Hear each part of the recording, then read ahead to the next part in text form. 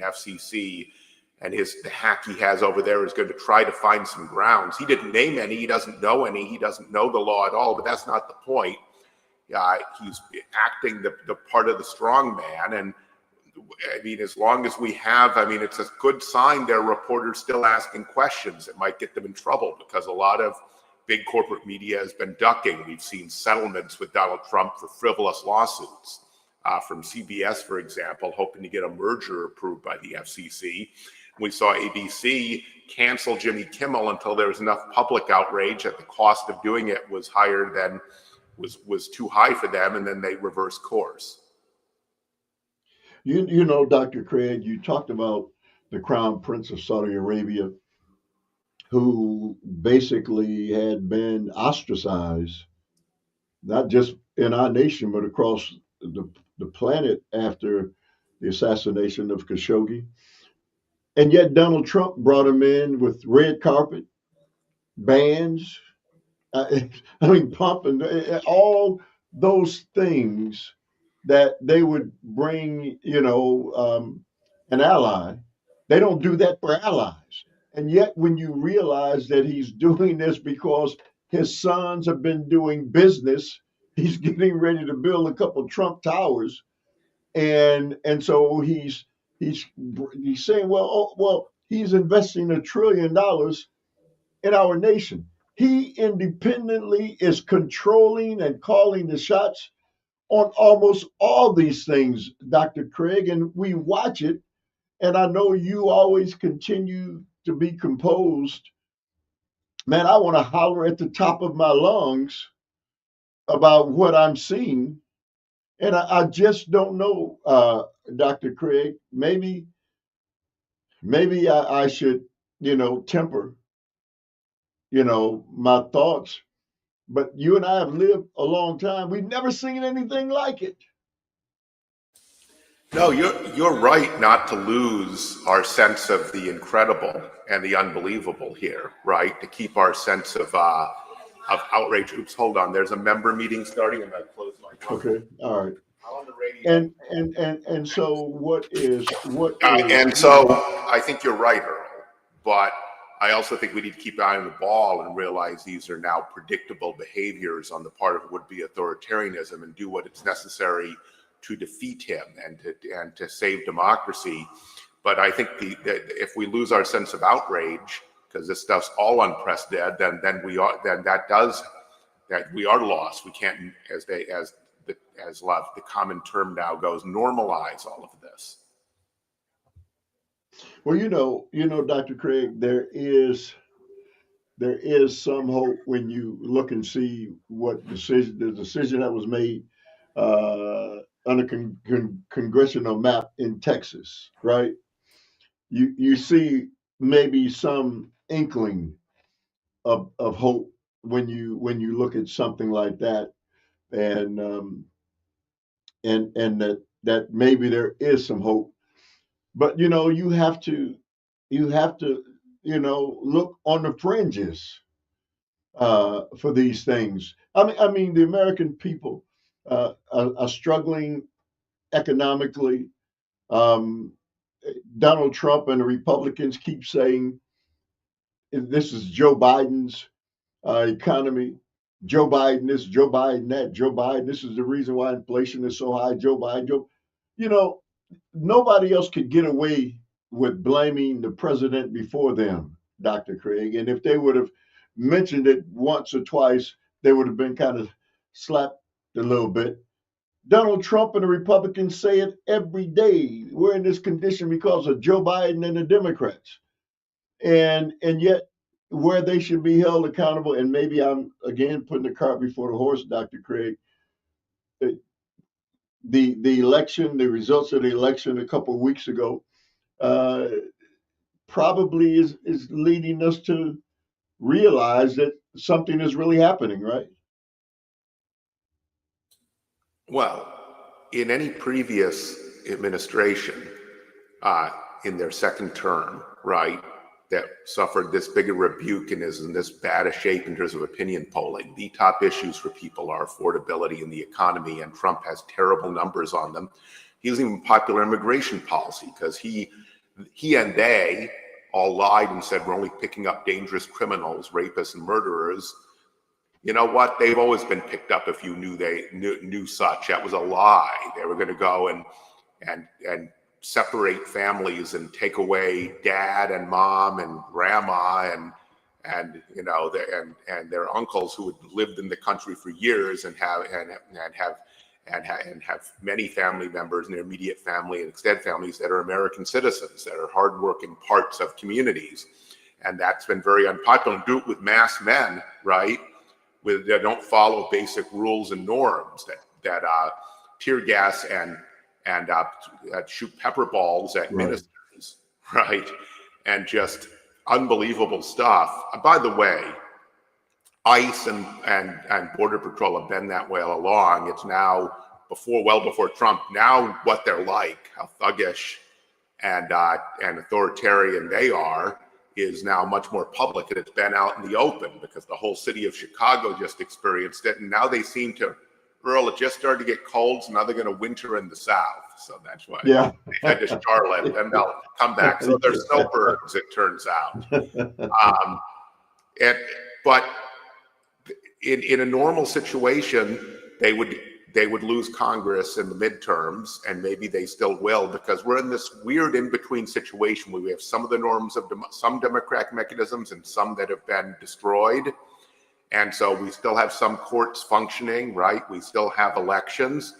I do think if this continues the way it is, and his polling numbers are terrible, that he will try to find a way to steal the 2026 election, and we need to be very prepared for what that might be. It might not be anything we've seen before. I think there are a lot of theories we could talk about, but we want to use this election, but we can't assume that elections necessarily go as predicted, and we may need to have a large number of mass turnout on the streets to block him if he tries to steal the 2026 election.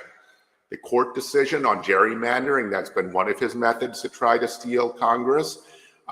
That's good at the district court level. We've had that at the federal district court and appellate court level a lot in this administration. But we have a packed Supreme Court that doesn't represent the people. That's a MAGA majority because they stole 2 seats and because there was a disproportionate number of Republicans appointed over the years just based on when the appointments were available and who was president. They have backed him up and found ways either to support what he's doing or to procedurally allow him to keep doing it. I mean, we still have birthright citizenship executive order on the books, Earl. That came out right after his inauguration. It's a flatly unconstitutional violation of the 14th Amendment. The Supreme Court has still managed not even to discuss it.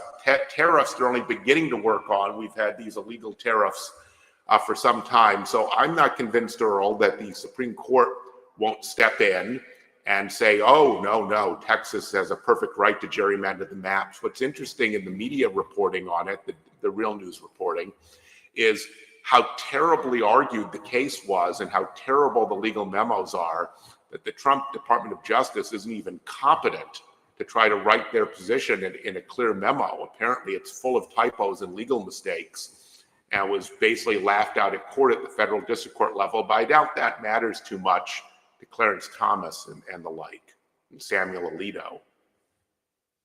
You know, Dr. Craig, it's just one thing after another.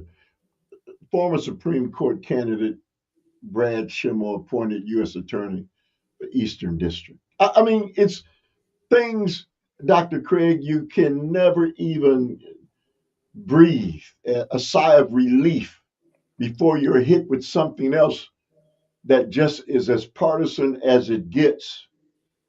And again, I know that I should. Last time we saw him, Earl, he had the world's richest man with a cheese head running around screaming like a crazy man on a stage, which doesn't go very well. He's not actually appointed U.S. attorney because that would require confirmation, require both U.S. senators in Wisconsin. Well, interim. He's the interim. It's interim, so the president could just do it. So now he's going to run everything interim whenever he wants to get around any senators that might block it. And there's one that would block it, Tammy Baldwin. Ron Johnson is up for anything. He's up for the ride. So how long can the interim title last?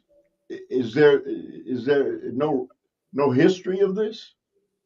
I don't, I think, I'm not sure.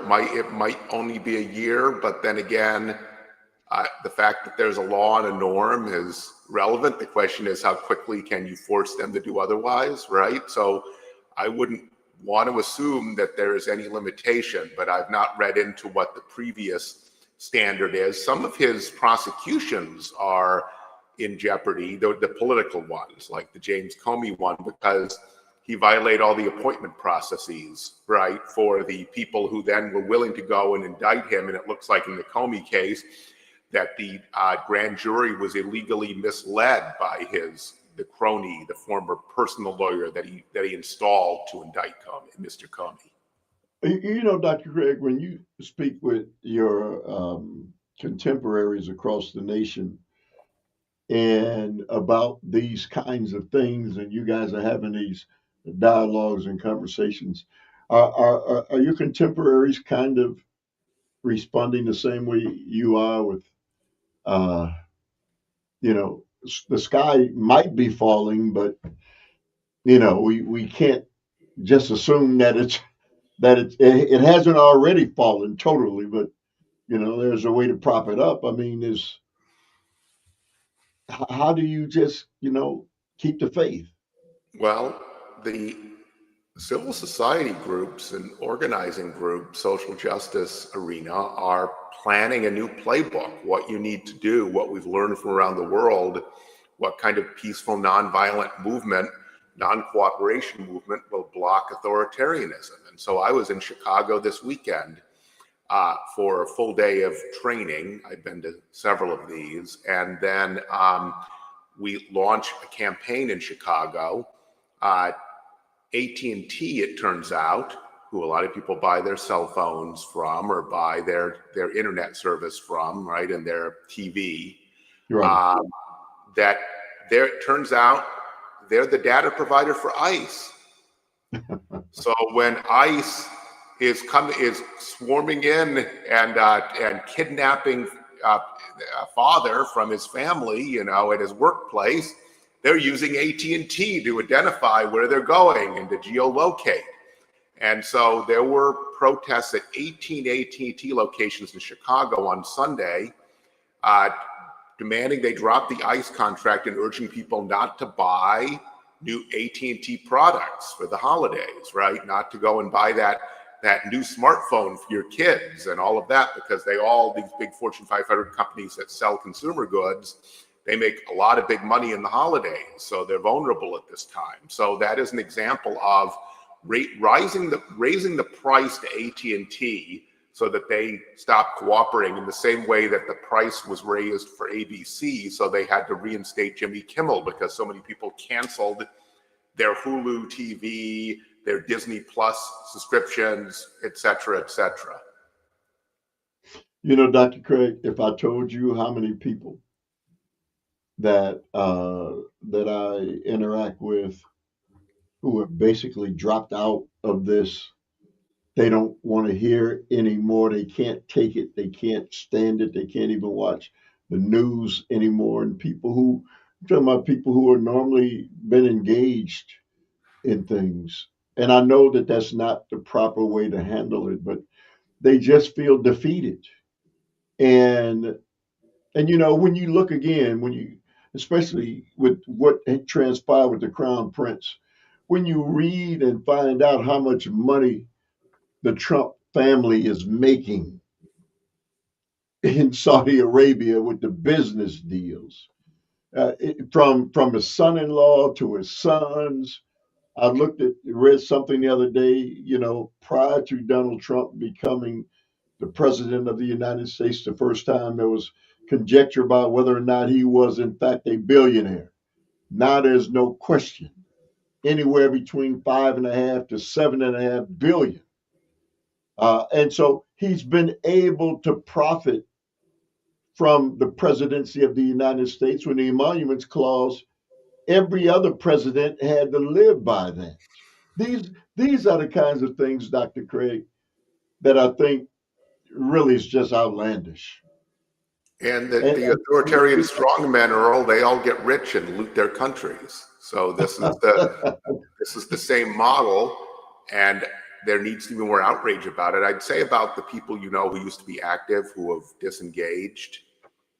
I hope some of them come back, but I will say this: the positive, optimistic thing is the political science research about nonviolent resistance movements, and the nonviolent ones are much more successful than the violent ones. I want everyone to understand. So there's both a moral issue and there's a pragmatic issue there. They only need 3.5% of the population very active in order to take down any authoritarian regime. In fact, no regime has stood up to 3.5% of its population being organized and active. So we won't get everyone, Earl, but I do think some people who have pulled out, once this gets momentum, will be inspired to come back in. But I'm saying that if we're never going to get everyone, nor do we need them, actually. And so we should be worrying about the people who are I'm more worried about the people who are following this closely, commenting on social media, watching cable news, and are outraged by it and aren't doing anything other than that. Those are the people who ought to be getting active, right, and actually doing something effective, because watching and being outraged is not enough. And I know we're all, not only are you involved, you're also trying to inspire others. So that was not a critique of you. no, but no. There are a lot of people who are only consuming media, social media, and other kinds of traditional media, and not involved in any way. We need more of those people off the sidelines, because unlike football games where we can't really help the Packers win the game, politics, the spectator sport, you actually can. And if you don't get off the sidelines, the good guys won't win. Dr. Craig, you just realized there's this talk now again about, Donald Trump is going to give the American people a $2,000 stimulus check. And so, I mean, the $2,000 check, if the people who struggle and they receive that $2,000, Dr. Craig, it would be a lifeline and, for a split second. But with a nation that's in as much debt as we're in the long run, it's even more damage to those of us who struggle on a daily basis. You may get $2,000 this one time around, but the added debt that goes along with it long term is going to be even more stifling. Is it safe to say that? Well, at a corruption level, it means he thinks he can just bribe the American people with relatively very little money compared to what the Trump family is skimming off, right? And Right. what all of his closest allies that are close, the billionaires, are skimming off. The University of California, Berkeley economist just came out with a report that said that the richest Americans have a dramatically lower effective tax rate, that is what they actually pay, than working class and middle class people now, and that's been getting worse, and the Trump tax bill makes it worse. He didn't do anything about the deficit. The big ugly bill actually dramatically spikes the deficit and will cause Medicare cuts, because there are automatic Medicare cuts if you reach a certain deficit level that are in law. And their justification for brutal cuts to Medicaid, which is a basic necessity, and brutal cuts to the Affordable Care Act, the big subsidies fight we just had, and to food shares, which they cruelly Donald Trump tried to withhold as political leverage during the recent shutdown. None of those were necessary if you didn't have to give Elon Musk and everyone else, and the biggest corporations in America, including ones that are profiting off of the Trump regime, like AT&T, massive tax cuts. AT&T got $8 billion in the big ugly bill, and supported it and lobbied for it, because they just want their $8 billion. So next time you think about whether you should buy new AT&T products, remember what side they're on right now. But I don't know if it would show. I mean, if he can pass that through a Republican Congress that claims that there's a deficit problem, as they don't act like it, but that's why they have to do what they're doing to people's health care and their food security, right? Maybe that is possible because they are so afraid for themselves that they'll do anything he demands. But his opinion polling is so low, you're beginning to see fissures, right? He had to reverse himself and claim he wants to release the Epstein files because his own Republicans were going to put it on his desk to release the Epstein files. Of course, we know what the next authoritarian move is. Scrub them and don't send out anything that could implicate dear leader, right? Earl, do you think we're going to get the full Epstein files out of Pam Bondi's Department of Justice?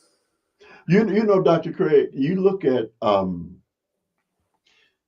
all these things in totality, and you're right about them throwing things up against the wall, and you just see all these different things moving a flotilla over in wow, why am I forgetting the nation? Where all the ships are. Venezuela. Venezuela. Yeah. And so the amount of money, Dr. Craig, that it costs to move 20,000 troops and those and the contingent of ships that go along with Gerald Ford to move them halfway around the world and have them sit there.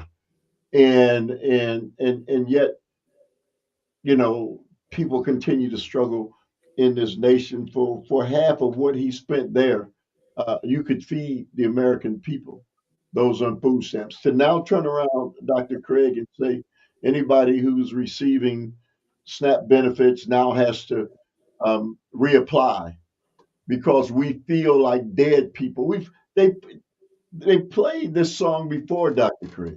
Right? Dead people are voting.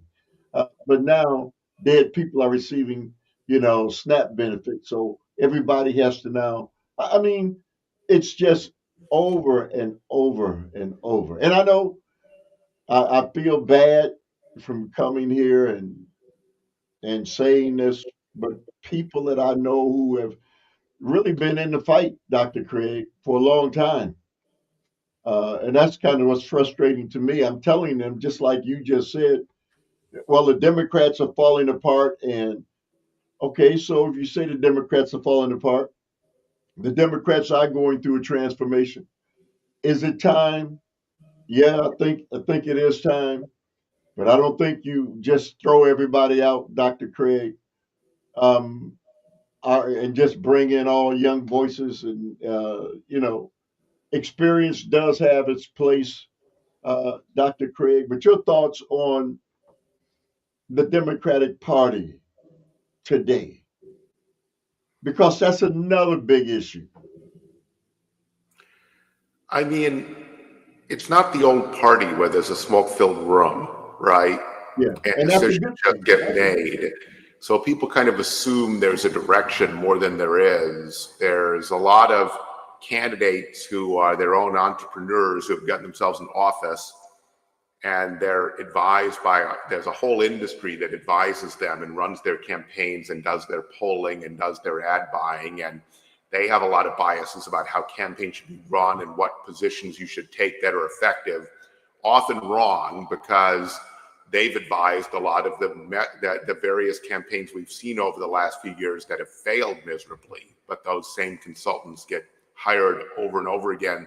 Right now, I'd say the party is in tension, right? Where there's a wing of the party that is trying to actually be a fighting party, which is what the Democratic public is demanding, actually achieve things for people. And there's one that wants to keep playing the same old rules.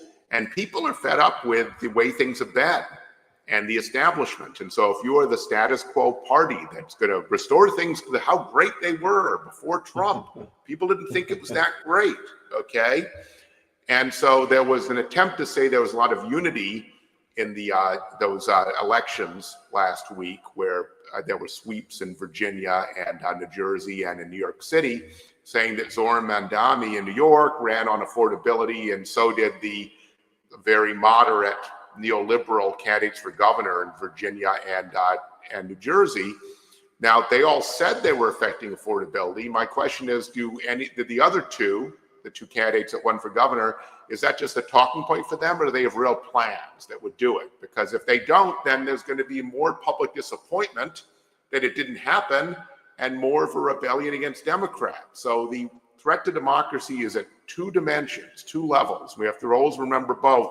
One is the attack on its mechanisms, like the right to vote, right?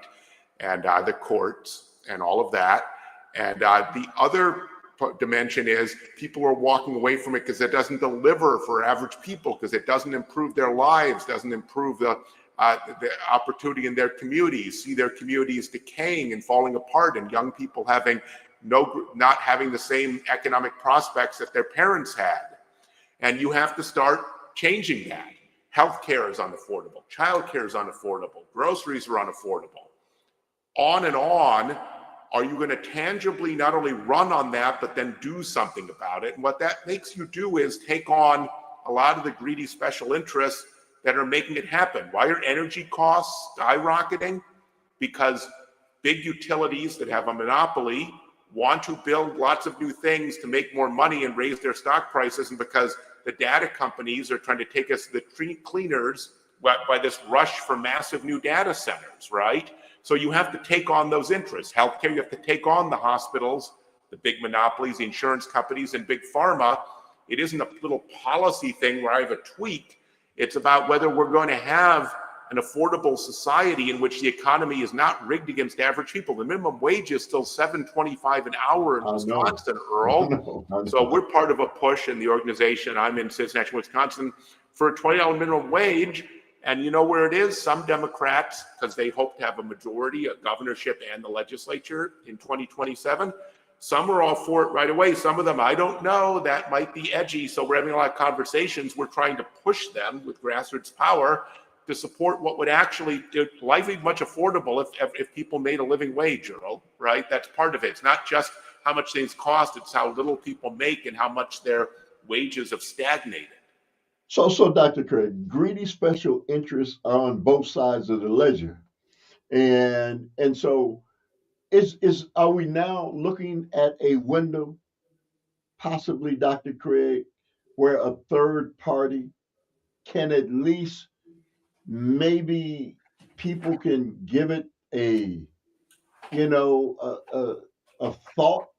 I mean, are we coming to a point now where it's not such a far-fetched idea? I don't think it's the way things will go in the United States, because Not ever. we have a structure right now that is a mandated two-party system for a lot of reasons, but the parties themselves are subject to being taken over. Republican Party got taken over by MAGA, by the far right, and by Christian nationalists. And their problem right now is they have an overtly Nazi wing that is gaining momentum, especially for young people, led by Nick Fuentes. The great reform eras that we have had, the progressive era, for example, in the early 20th century, the New Deal, that was about progressives taking over an existing party, or in the progressive era case, part of both parties. And so I think it's that the Democratic Party is the only vehicle for this, but the Democratic Party itself needs to be purified in the same way the Republican Party was, but for the right, for actually representing people in a populist, progressive sort of way, and that's the best mechanism. And it's the same thing. If the Democratic Party becomes a true party of reform and achieving things for average people, it will become popular again like it was in the 1930s and 1940s under FDR. Yeah, but Dr. Craig, you talked about if the Democratic Party somehow gets religion and starts doing the things that, they had been known for, and that's fighting for the average American person. Again, many of the Democratic leaders suffer from the same thing the Republicans do, loving to remain in office, and big business and big donors calling the shots, and they can't, because they want to remain in office, Dr. Craig, and they love that. They you get stuck between whether or not the people who are going to donate the money to you to keep you in office or the people who vote for you to keep you in office. And they're caught between, a hard place in a rock. So who are they going to support? Because the average American struggling right now can't afford to put money in campaigns, Dr. Craig. So, But they can vote and they can volunteer and they can do okay, small donations. So what's happening right now is this is election by election, right? It's not a matter of a decision being made what the direction of the Democratic Party is. It's what's the composition of its elected officials. okay, And for the state legislature in Wisconsin and U.S. Senate congressional races, there are primaries with populist progressive candidates against establishment candidates. And so the biggest thing people can do is to be involved in those races and be on the right side. And what we have found is if you can recruit and develop good populist progressive candidates, they tend to win these primaries. So the Maine Senate race is a case in point right now. By the way, the Wisconsin governor's race is going to be a big test of which wing of the party is in control. And I'm not going to say one candidate is definitely one or the other. Candidates can move, but they have to embrace that, right? In other words, candidates change over time because elected officials tend to respond to public opinions and public incentives. But in Maine, you have a populist progressive candidate, former Marine, oyster fisherman, Graham Plattner, who has raised a ton of small donations because he's an exciting populist candidate for Medicare for all, as for everything I just described. But Chuck Schumer and the Senate leadership didn't like him very, very much. And so they have put into the race a 77-year-old governor, Janet Mills, who reads talking points. I mean, she is incredibly unexciting. And you know what? She's running 20 points behind Plattner. So if Plattner can win that and then defeat Susan Collins, also a fossil in many ways, the supposedly moderate who always votes with Trump, Republican senator from Maine, then Plattner adds to the other progressives, changing the composition of the U.S. Senate, joining people like Bernie Sanders, Elizabeth Warren, Chris Murphy, a number of the Tammy Baldwin, the more progressive people in the U.S. Senate. So Dr. Craig, in keeping with this gubernatorial race in the state of Wisconsin, the battle lines are being drawn already inside of the Democratic Party. And it's going to be ugly, and there are going to be a lot of people wounded. Do you think that they'll be able to overcome that, come back together in order to possibly Democrats retain the gubernatorial seat? Because it's going to get ugly.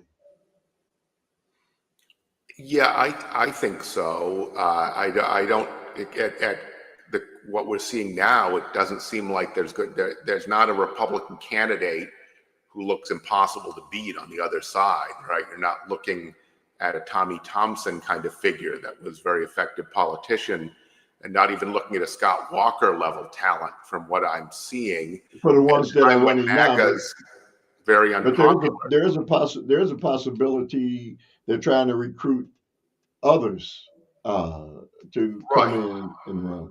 So I mean, at this moment, but I would just say that primaries are healthy to the extent that it produces a strong candidate. So I hope a candidate comes through that ran on something and won the primary based on what they ran on rather than what negative stuff they were able to come up with against opponents, right? Though that'll be a part of it. But it certainly, I don't think it hurt Zoran Mondami very much at all the horrendous things that Andrew Cuomo and his side said about it, right? Cuomo ran as an independent, not as a Democrat. Well, he first ran as a Democrat and lost the primary, then ran as an independent, with Trump support, and then also got Eric Adams to support him, the completely disgraced current mayor who cut a deal with Trump to stay out of jail. So the point being that I think it'll be water rolling off a duck if that candidate actually is exciting and actually connected with voters in some way on a very positive agenda on education, on healthcare, on childcare, on actually being serious about environmental issues like the climate crisis and the cost of energy, for example. I think they can certainly overcome it. At this point, the front runner for the Republicans is Tom Tiffany, who seems kind of like a, kind of a pseudo Trump without the charisma. Dr. Craig, I've been, as I've been kind of analyzing the people running here for the Democratic nomination, I would say that for the first time in a long time, these are all young people for the most part. And we've seen Governor Evers, the 2 terms of Governor Evers, and to be honest with you, I grew a little tired of watching Governor Evers. Not that, his energy level or the fact that you just know that we need somebody stronger, right? And so I don't think that whoever comes out on top on the Democratic side of things could really be, I hate to use the term, any worse than Governor Evers. And it's not all age. Bernie Sanders is in his 80s and is still No, energetic right. and ambitious, right? And there's Yeah. sleepy 25-year-olds, who don't have any ambition Right. and low Right. energy. Right. So, I think it isn't just, how Tony Evers presented. That reflected also the lack of ambition of his administration. I mean, can you name one major significant reform initiative from this administration, what the legacy of it is, other than I vetoed some really bad stuff? And so there's a lack of ambition there, and that could happen. You could elect a 35-year-old who lacked ambition. So this is really about we need leaders willing to fight with energy. I will say this: I was pleasantly surprised. You should always say good things about people when it's due, right? When he went, and once you had the court decision, it was right before it got reversed by the Supreme Court to release the food shares money. The Evers administration just paid it, and then Trump was claiming that they were going to claw it all back and making threats, and he stood firm. That was the kind of leadership I wish we had seen more from him. So he did get the stakes that people are 2 weeks late on their food aid, and they depend on it and need it, and kids are going hungry, and took a risk and just proceeded immediately once he had the right court decision, and did not reverse himself when the Supreme Court jumped in. Well, Dr. Craig, it was easier to do that knowing he's not running again. Yeah, maybe lame duck. I'd like to see some more. If that's true, it'd be good if the next year, a little over a year, that he's bold in other ways. But he's been shockingly unbold when it comes to the huge cuts to Medicaid that are coming, where they're putting all these administrative barriers in. His position, the position of his health services secretary, is they haven't been given a mighty implement. There's nothing they can do to improve the system and prevent people from falling off health care. In fact, they no longer have the capacity to expand Badger care. That's just that lack of ambition. You're governor. Find the resources, reassign resources within the department. You need to improve the enrollment system and the IT system to a point where as few people as possible are thrown off their health care for administrative barriers that are relevant to their eligibility. Other states are doing that, but his administration and he himself has shown no ambition there. So that's been more the tendency of the administration. But hopefully his fighting on food shares, maybe he can pick some more fights, because you're right, he's not going to be on the ballot again. Dr. Craig, for all the reasons in the world, and I know Citizen Action and others who've been fighting for Badger Care and for a long, long time, and just by the way things look right now as it relates to healthcare, so many people are going to be suffering because healthcare, just from the perspective that I'm seeing it right now, the pain is going to be meted out. Is there any way, Dr. Craig, that you see that this can be minimalized at all, or are people just going to have to suffer through this pain? Uh, States can do a lot. So I mentioned before, states can improve their IT and administrative enrollment systems for Medicaid so that it's as seamless as possible. So they're going to make you reapply a bunch of times, make that possible on your phone, right? Where you just click a Right. few boxes. You have to prove your employer that you have an employer and that you have the documentation they require for your employment. And most people on Medicaid do work. They're going to fall off because they can't get exactly the right certification into a clunky system online. Make that easy, right? That would reduce the damage. The other thing you can do is the state can have its own proactive healthcare agenda that improves things dramatically. So what we are working on, it says in action in Wisconsin, we work a lot on healthcare, is we are working on bills with legislators that would greatly improve healthcare access and reduce costs in this state. And the point is to build up as much support in the current legislative session before the election, and then get candidates, including the candidates for governor, to run on these policies. So that we've been setting up and working on that with some time. There are major bills being drafted that will be announced early next year.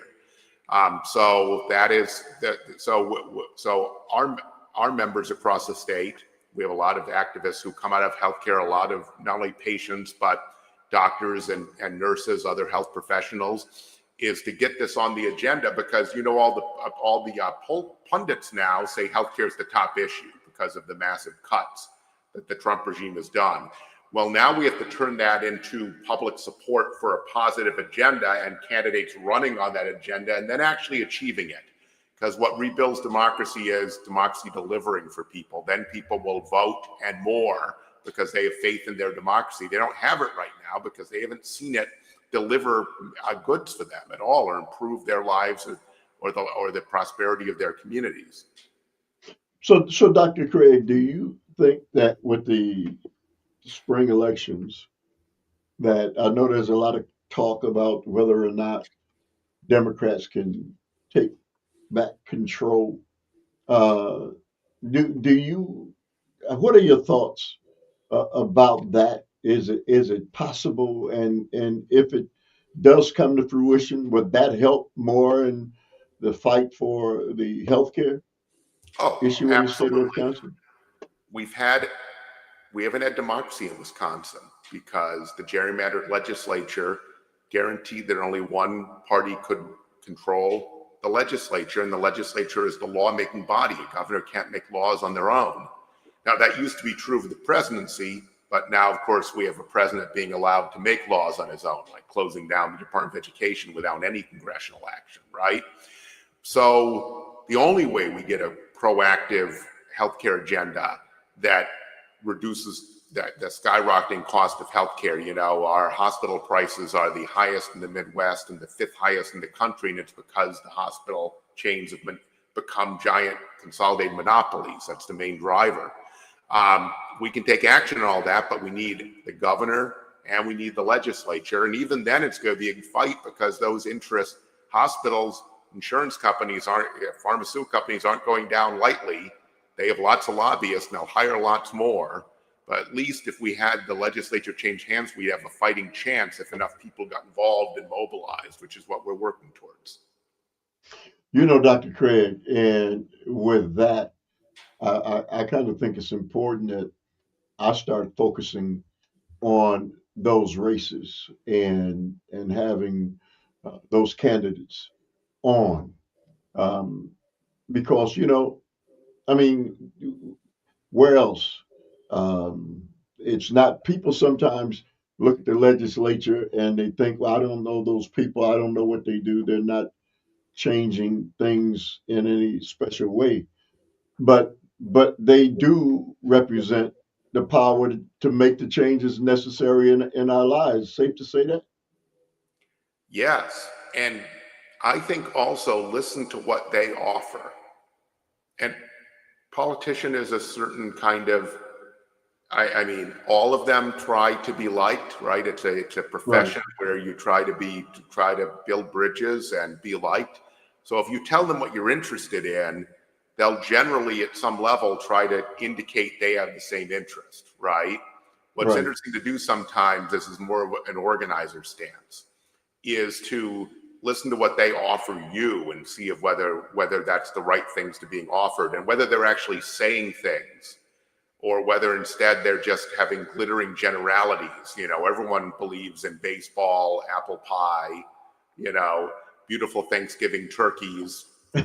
That they're not saying anything, right? So what are they Yeah. saying that someone might disagree with? That if you negated the statement, there'd be a bunch of people who would agree with that negative statement. And so I've talked at length for, you know, in the range of an hour to 5 of the candidates for governor. So we have endorsement process. We have members across state. So I get a call. I've tried really hard to be the organizer and see what they offer me, because if I offer them too much, they will adapt in the conversation and try to offer it, right? Even the people who absolutely are committed. I'm not saying this is a critique of this is just, you know, it's the job Right. description in many ways. So you want to try to see what they're going to volunteer. So I have my own, it's not our endorsement process will involve our members and our board, but I have my, in round 1, which ones offered me a better case than the others, but they don't know which, they actually wouldn't know who that is because I didn't tell them. I want to see what they think they're running on, what they're going to focus on. It'll be a later stage to try to get them to focus on things if we think there are gaps. Hey, Dr. Craig, we've got to leave it there. Thank you as always, my friend. Really appreciate it. Thank you. Appreciate you, Earl. All right. Talk to you later.